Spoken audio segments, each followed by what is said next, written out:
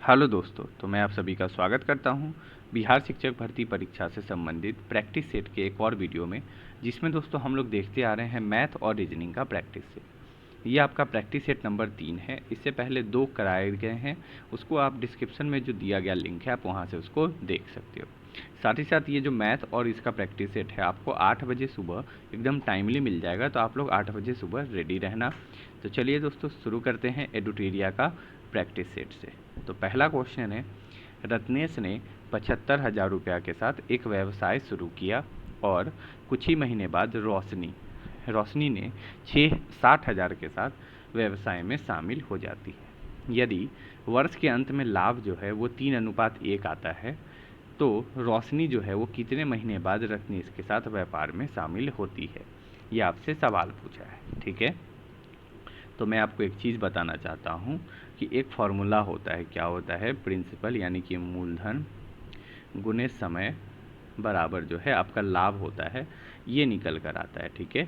जो आपका प्रिंसिपल है, जो अमाउंट है, ठीक है, गुने टाइम जितने दिन के लिए ये लगा, और गुने आपका जो है आपका निकल के क्या निकल के आता है, तो निकल के आता है प्रॉफिट, कि आपने कितना फ़ायदा उठाया। ओके, अब इसके बेसिस पे हम लोग इस क्वेश्चन को सॉल्व करेंगे। तो एक तरफ लेते हैं यहाँ रत्नेश को और दूसरे तरफ लेते हैं यहाँ रोशनी को, ठीक है। रोशनी को ले लिए। रत्नेश कितना 1,000 रुपये इन्वेस्ट किया, तो 75,000 किया। रोशनी कितना की, 60,000। इसके बाद रत्नेश ने जो है कितने दिनों व्यवसाय जो है कितने समय तक रहा, तो यहाँ अगर कुछ भी ना लिखा हो तो यहाँ लिखा है वर्ष के अंत, इट मीन्स 12 महीने के लिए, और इसका नहीं पता कि ये कितने महीने के लिए थी। लेकिन इन दोनों का जो अनुपात है कि इन दोनों के बीच कितना में बटेगा, तो 3:1 में बटेगा, ठीक है। ये आपका निकल कर यहाँ आया, ठीक है, कितना में, तो 3:1 में जो है ये बटेगा। अब आप क्या कर सकते हो कि ये जो आमने सामने यानी कि 75,000 और 60,000 ये आमने सामने कट जाता है, ठीक है। तो आप क्या करोगे, 3 जीरो से 3 जीरो को काट दोगे, 15 चौके 60, 15 पचे 75 हो गया। फिर यहाँ से 4 से काटोगे, 4 3 जा 12, तो कितना आया, 5 दिया 15। इट मीन्स ये जो आपका यहाँ का आंसर कितना आया, 15 आया, और यहाँ पे कितना निकल के आया, तो बस x आया, ठीक है, समझ गए। अब क्या है, नीचे वाला जो अनुपात लिए थे, अब इसको हम लोग यहाँ से इसको एक दूसरे के बराबर करना है। जैसे ये जो 3 अनुपात यहाँ बचा, ये 3 अनुपात को हमको किसके बराबर करना है, तो 15 के। अब क्यों करना है, तो आइए बताते हैं। आमने सामने कटता है और ऊपर नीचे कटता है, ठीक है। आमने सामने कटेगा और ऊपर नीचे कटेगा, क्रॉस में नहीं कटता, ठीक है। चलिए, तो इसीलिए जो है ये जो बीच में आपका लाइन है, इस लाइन के कारण आपको क्या करना है, इसको आप x भी मान सकते हो, कोई दिक्कत नहीं है, ठीक है। लेकिन x ना मानो तो बेहतर है, आप डायरेक्ट भी बना सकते हो। 3 है, अब 3 से जो है आप यहाँ अगर हम लोग ये करते हैं तो 1 का वैल्यू यहाँ कितना निकल कर आया, 5, ठीक है। 1 का वैल्यू कितना निकल के आया, 5 आया, ठीक है। अब इधर 3 का बराबर 15 था और इधर 1 का वैल्यू कितना निकल के आ गया, 5। इससे क्या पता चला कि x का मान कितना है, 5 है। और x क्या था, तो x था समय था कितने महीने के लिए, तो 5 महीने के लिए जो है रोशनी इसके अंदर थी, ठीक है। तो 5 महीना के लिए इसने अगर इन्वेस्ट किया था, तो कितने महीने बाद जो है वो रत्नेश के साथ व्यापार में शामिल हुई, ये पूछा है। अगर ये पूछता कि जो है रोशनी कितने दिनों तक रही, तो 5 महीने आपका आंसर हो जाता। बट रत्नेश के बाद कितने बाद, तो 12 महीने में से 5 अगर आप घट, तो ये 12 - 5 जो आपका 7 आया, ये क्या बता रहा है, तो ये बता रहा है कि रत्नेश जब व्यवसाय शुरू किया था उसके 7 महीने बाद क्या है, 7 महीने बाद जो है वो वहाँ पे ज्वाइन की, ठीक है। तो आप ऐसे ये समझ गए, ठीक है। ये आसान तरीका है, बस आपको ये ध्यान रखना है। यहाँ पे मैंने क्या क्या लगाया, तो आइए बताते हैं। एक चीज़ जो है मैंने यहाँ लगाया है, ये है आपका प्रिंसिपल मूलधन, ये है आपका समय टाइम, और ये है हमारा प्रॉफिट, समझ गए। चलो बढ़ते हैं नेक्स्ट क्वेश्चन पे। एक कार्य को ए जो है एक कार्य को 10 घंटे में कर सकता है और बी जो है ठीक उसी कार्य को बी और सी जो है वो एक साथ 6 घंटा लेता है। वही ए और सी मिलकर कितना लेता है, तो 4 घंटा। तो इसको वापस से उसी तरीक़ा से बनाना है।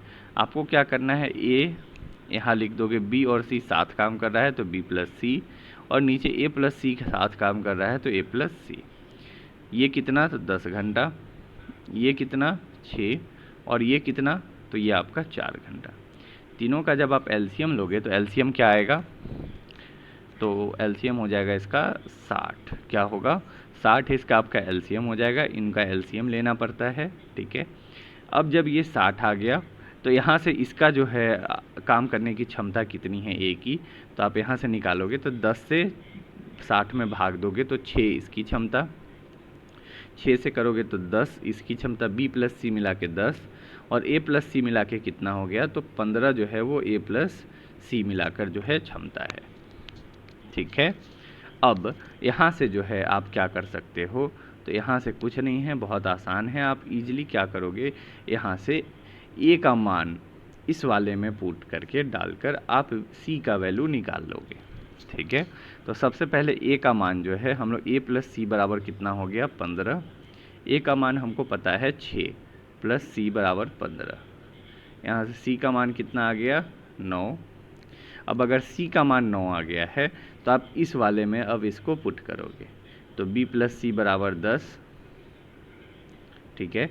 तो आपका क्या है, यहाँ सी का मान 9 है, इधर 10 है, ये आपका कितना है, बी। यहाँ से b का मान निकला कितना, 1। यानी कि b की जो क्षमता है वो कितनी निकल कर आई, 1 जो है b की क्षमता है। तो 1 की क्षमता से 60 काम को करने में b को कितना दिन लगेगा, तो रोज़ अगर वो 1 काम करेगा तो 60 काम को करने में उसको 60 दिन लग जाएगा। तो आपका आंसर क्या निकल कर आ गया यहाँ, 60 दिन 60 घंटे, घंटे हो जाएगा, दिन में कह रहा था, ये आपका घंटा हो जाएगा। ओके, चलिए बढ़ते हैं नेक्स्ट क्वेश्चन पे। एक राशि चक्रवृद्धि ब्याज पर 3 वर्ष में 800 रुपये तथा 4 वर्ष में 840 रुपये हो जाती है, तो ब्याज की दर ज्ञात करें। तो यहाँ है क्या, चक्रवृद्धि ब्याज है। चक्रवृद्धि ब्याज होता है कि एक के ऊपर एक पे ब्याज लगते चला जाता है, ठीक है।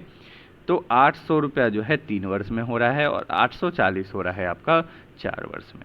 तो यहाँ जो है आपको फॉर्मूला लगाने का ज़रूरत नहीं है, आप सीधे से सिंपली बना सकते हो। कैसे, तो 3 वर्ष में ये है और 4 वर्ष में ये है, यानी कि 1 वर्ष में कितना बढ़ा, तो 840 और पहले था 800, यानी कि 40 बढ़ा कितना, 1 वर्ष में, 1 वर्ष में बढ़ा। और ये जो आपका 800 था, इस 800 पे ही तो इसको जो है इंटरेस्ट मिला है, इस 800 पे ही तो ब्याज मिला है ना। तो कितना ब्याज मिला 800 पे, तो 40 ब्याज मिला कितना पे, तो 800 पे, और इसको हम लोग गुना कर देंगे 100 से। क्यों, क्योंकि हमको निकालना है ब्याज दर। तो ब्याज दर जब निकालेंगे, ये ऐसे कटा, 8 बचे 40, तो ये जो 5% आपका निकल कर आया, यही आपका है ब्याज दर। इतना सिंपली आप आसानी से निकाल सकते हो। नहीं तो अगर आप फार्मूला लगाते तो फार्मूला में आपका फार्मूला एक लगता, क्या लगता, तो बहुत मुश्किल फार्मूला है, x1 + y/100 गुने होल पे क्यूब, ये आपका लगता है, जिसमें x क्या होता, तो x जो है एक राशि होता, और y क्या होता, तो y जो है आपका, ये जो y है ये क्या होता, तो दर होता। तो इस तरह करके आप बनाते तो आपको जो है बहुत समय लग जाएगा। शॉर्टकट तरीका देखना है, कुछ नहीं करना है। अगर मान लो कभी बाई चांस लिखा हो कि 2 वर्ष में 200 और 3 वर्ष में आपका 300, तब भी आप इसी तरह इसको निकाल सकते हो, ठीक है। बशर्ते जो ईयर का जो अंतर हो वो 1 साल का होना चाहिए, ठीक है। नेक्स्ट क्वेश्चन, 80 किलोग्राम के मिश्रण में गोल्ड और कॉपर का जो अनुपात है कितना है, 9:7 है, ठीक है। मिश्रण में गोल्ड की कितनी मात्रा मिलानी होगी ताकि जो अनुपात है 10:7 हो जाए। तो 10:7 करने के लिए क्या करना होगा, तो इसको बनाने का एक आसान तरीका है जो मैं आपको बताता हूँ, ठीक है। सबसे पहले आपको क्या करना है कि गोल्ड और कॉपर कितना अनुपात में है, तो 9:7 में है। बाद में कितना करना है, 10:7। आप ऐसे लिख लो, ठीक है। मिक्सचर एंड एलिगेशन इस चीज़ को कहते हैं, ये लिख लिए। अब आपको क्या करना है कि किसकी मात्रा किस में मिलाना है, तो मिलाना किस में है, गोल्ड को मिलाना है। तो गोल्ड को मिलाना है, इट मीन्स कॉपर तो सेम रहेगा, तो कॉपर यहाँ क्या है, सेम है। तो जब कॉपर सेम है तो अपना काम आसानी से बन गया। कैसे, तो सबसे पहले तो 80 किलोग्राम जो है उसमें गोल्ड और कॉपर कितना है वो निकाल लो। तो 7 और 9 कितना हुआ, 16 अनुपात, ठीक है। और 16 अनुपात बराबर कितना है, निकल के 80 है या नहीं, क्योंकि इसी भाग में तो बटेगा ना आपका, 9:7 के भाग में ही तो 80 किलोग्राम बटेगा। तो यहाँ से 1 का मान कितना निकल के आ गया, 5 आया निकल के, ठीक है। बस आपका आंसर बन गया।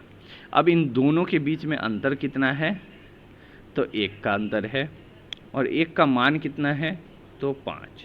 तो आपका आंसर क्या हो गया, ऑप्शन बी, 5 किलोग्राम, ठीक है। बिल्कुल आसानी तरीका से बन गया, ठीक है। नेक्स्ट क्वेश्चन, राम 1000 रुपये में 50 चॉकलेट खरीदता है। यदि 30 चॉकलेट का औसत मूल्य 25 रुपये है तो शेष चॉकलेट का औसत मूल्य क्या होगा। तो औसत मूल्य जब दिया हो और तो कुल मूल्य, अगर टोटल हम लोग जो टोटल कितना पैसा लगा वो निकालने के लिए क्या करते हैं, तो औसत गुने जो भी आपका जितना नंबर ऑफ कोई जो भी होता है, जैसे यहाँ क्या है, तो नंबर ऑफ यहाँ क्या है, चॉकलेट की बात हो रही है, ठीक है। तो ये इसका फॉर्मूला होता है, ठीक है। तो चलिए आइए, हाँ, तो अब यह फॉर्मूला आप लोग नोट कर लिए। अब आगे बढ़ते हैं।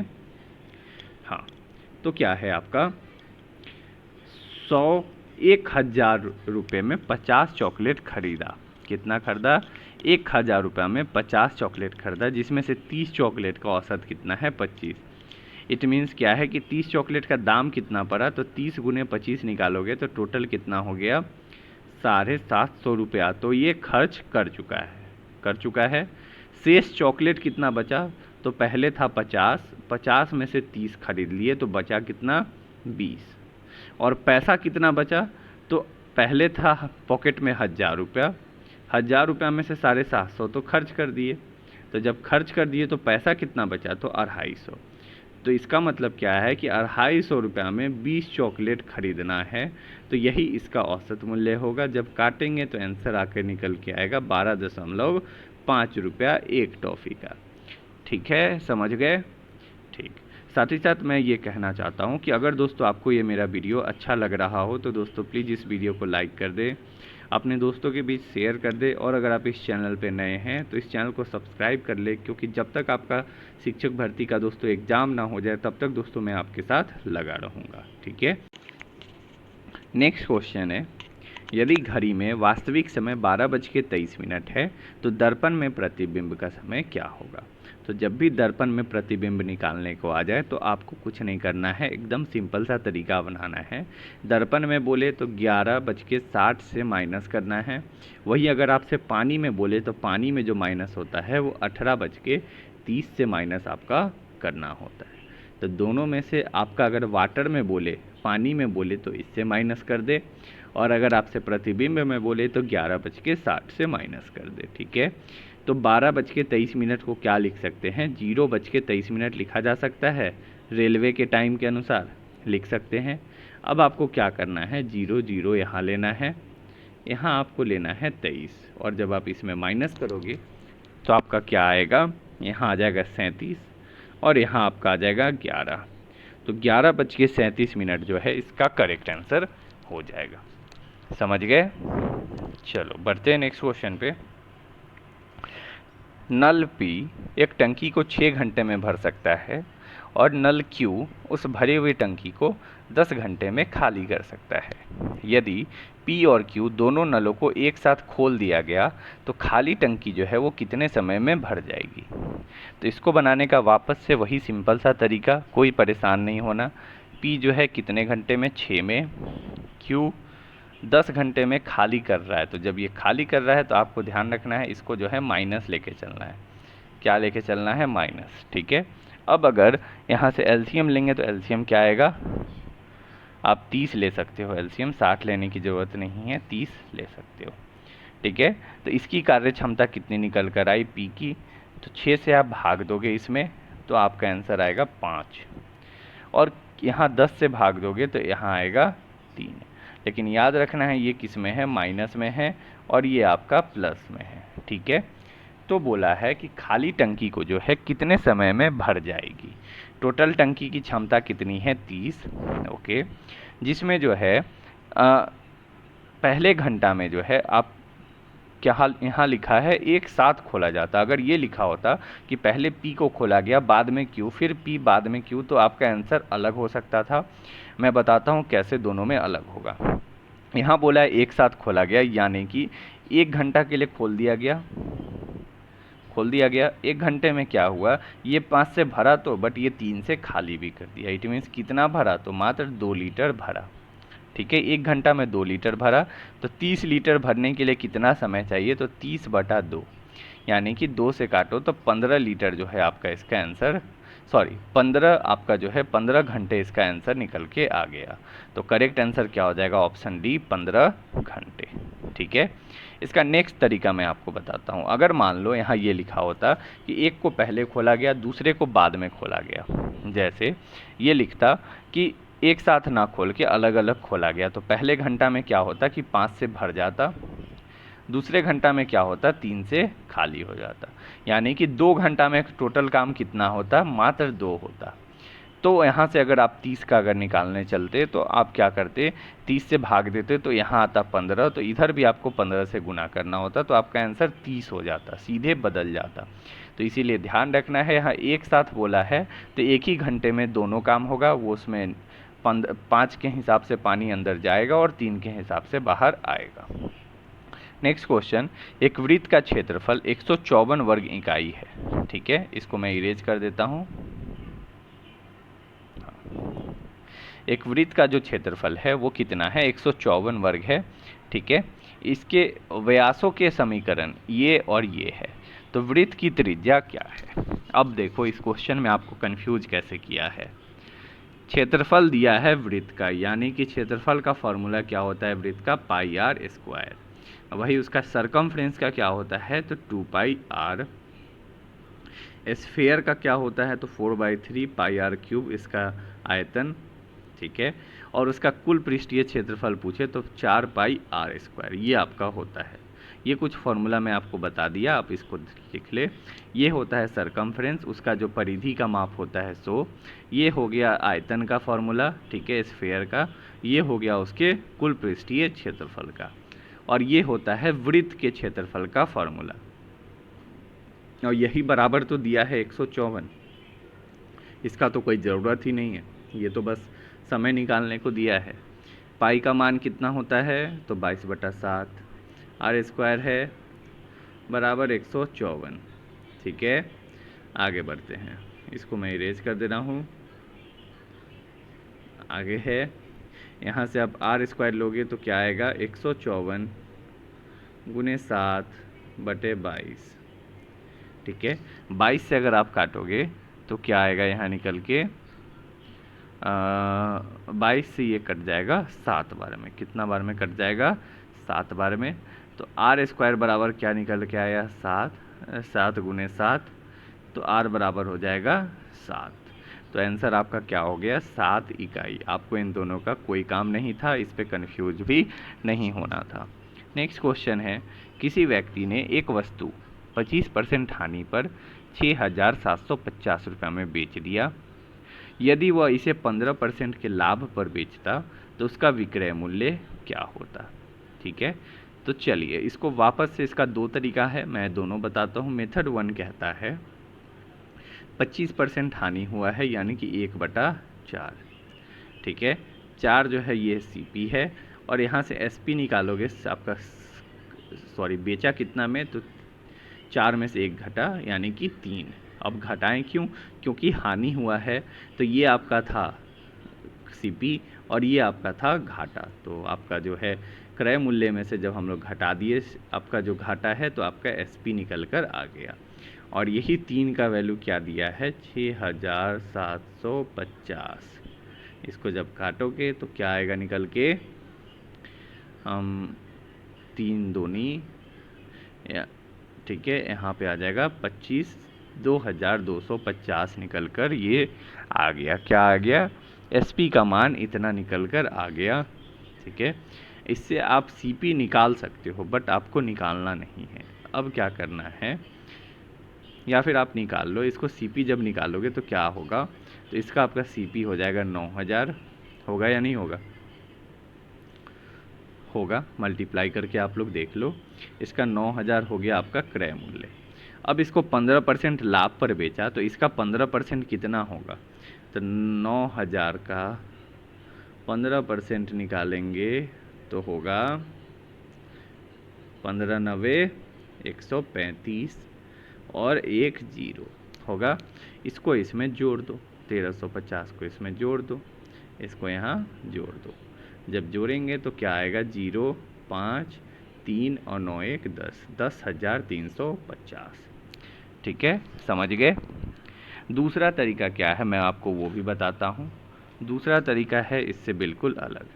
उसमें आपको क्या करना है, सबसे पहले क्या बोला कि कितना रुपया में बेचा, इतना। ठीक है, और हानि कितना हुआ, तो 25% का हानि हुआ। इट मीन्स 75 में वो बेचा होगा, 75/100 में। ठीक है, और लाभ कितना हुआ, तो 15 का, तो कितना हुआ, 115/100 में जो है उसको लाभ हुआ। ठीक है, अब आप देखोगे इन दोनों को जब कंपेयर करा रहे हैं तो क्या इसमें 100 आपस में कट नहीं जा रहा है, कट रहा है या नहीं। अब आपको क्या करना है कि आपको एक साइड लिखना है 6750, 6750 लिख दिए। ठीक, गुने जो घाटा हुआ है कितना का, तो 75 में बेचे हैं, ये नीचे रखोगे, और जितना प्रॉफिट चाहिए उसको आप रखोगे ऊपर। ठीक है, यहाँ रखोगे प्रॉफिट का जो परसेंटेज है 100, और यहाँ वो रखोगे जो लॉस का परसेंटेज है 100, और यहाँ से जब आप कैलकुलेट करोगे तो आपका आंसर निकल कर आ जाएगा 10,350। तो आप ये तरीका जो है भूल सकते हो, इसीलिए मैं आपको कह रहा हूँ कि इस तरीका से बनाओ, आसानी से बन जाएगा, कोई गलती भी नहीं होगा, आप इजीली बना भी लोगे। Okay, next question.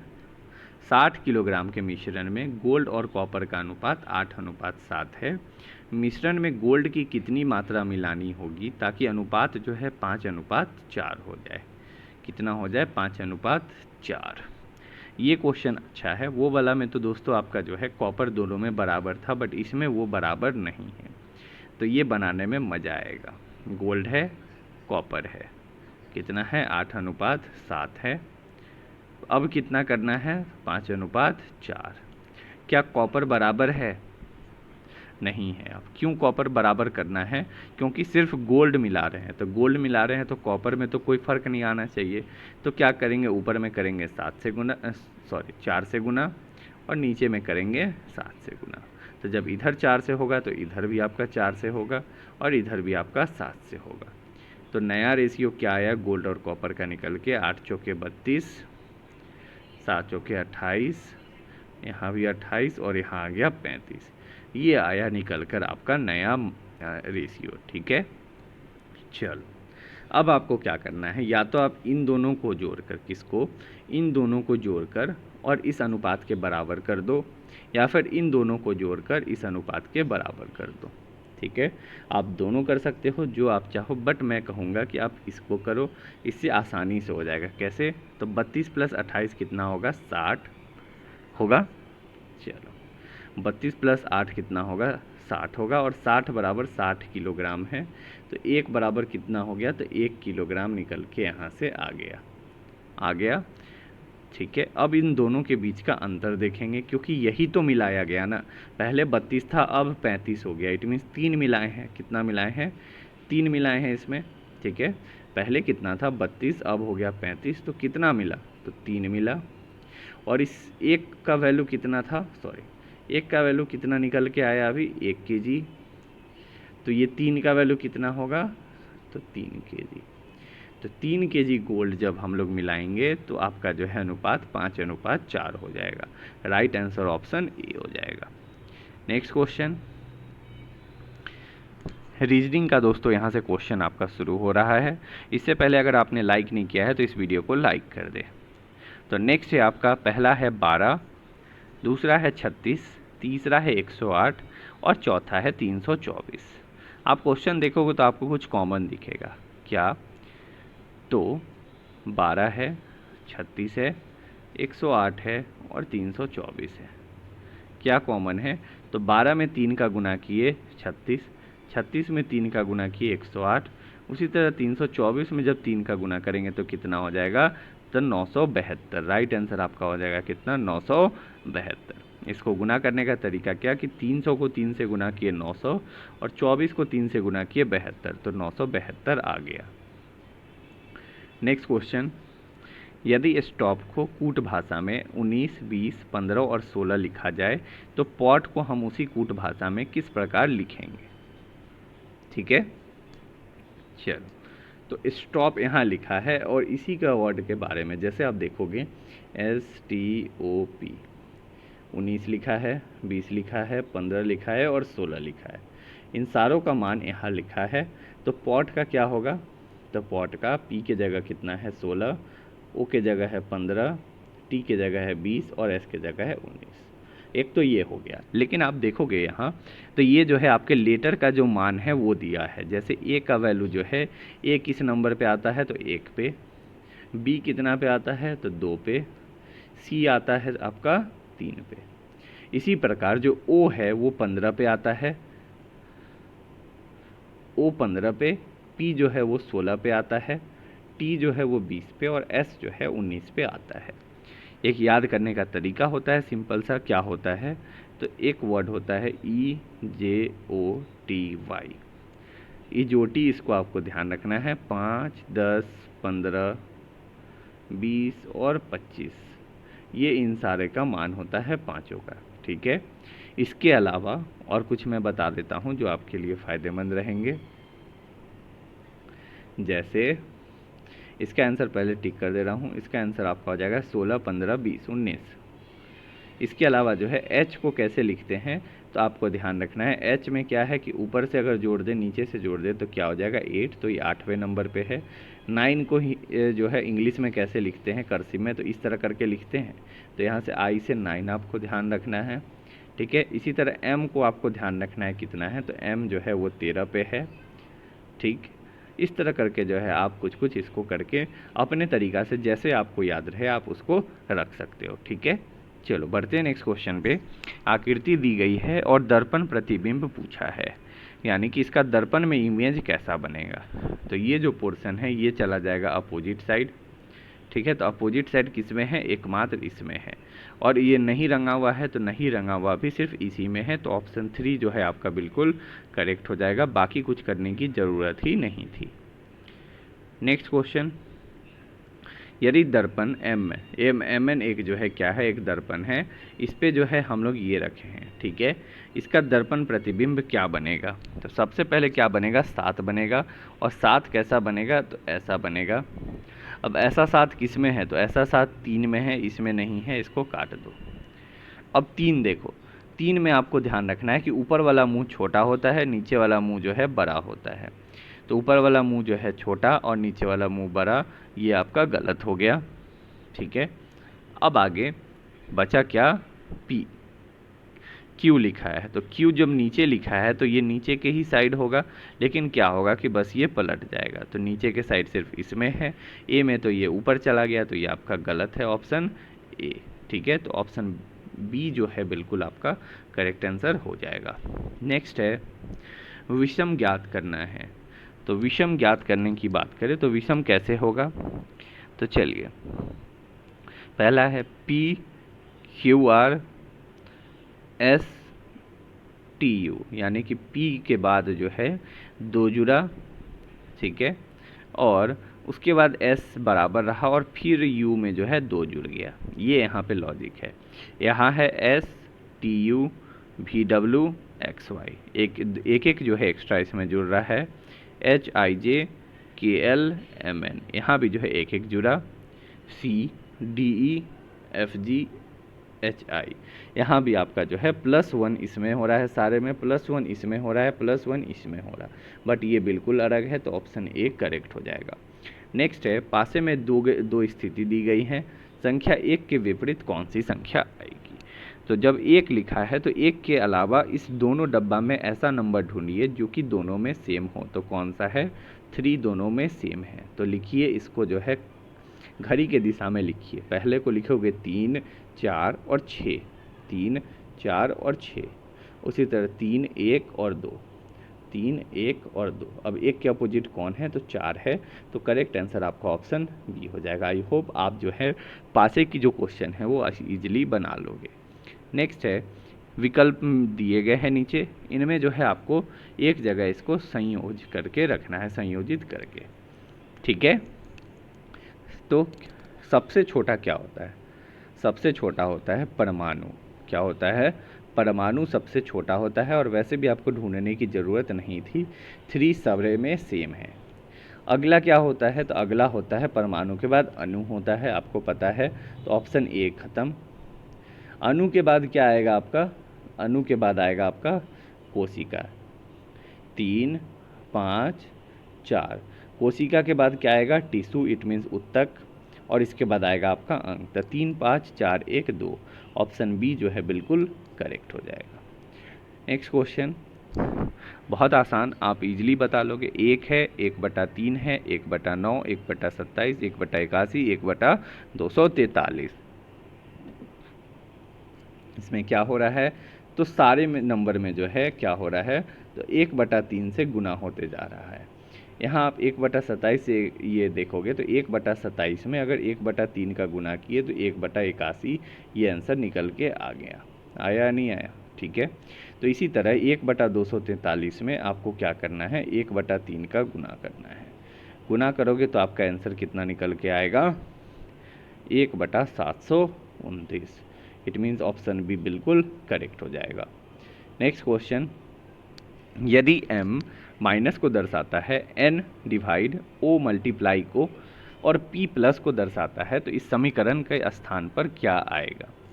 तो 38 लिखना है। o क्या दर्शा रहा है, तो o गुना दर्शा रहा है, 13 कर लिए। फिर आगे n क्या दर्शा रहा है, तो n भाग दर्शा रहा है, कितना से, 19 से। इसके बाद m क्या दर्शा रहा है, तो m दर्शा रहा है आपका -27।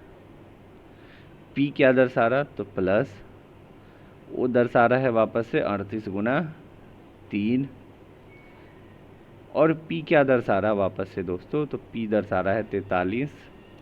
m पे आओगे तो m है -638 हो गया। अब इसको आपको पूरे को सॉल्व करना है। क्या करना है, सॉल्व करना है। तो सॉल्व करोगे तो क्या आएगा, आइए करते हैं सॉल्व। 19 से पहली बात ये 2 बार में कट जाएगा, तो यहाँ से आया 26, माइनस क्या आया 27 आया, प्लस करोगे 8 तिया 24,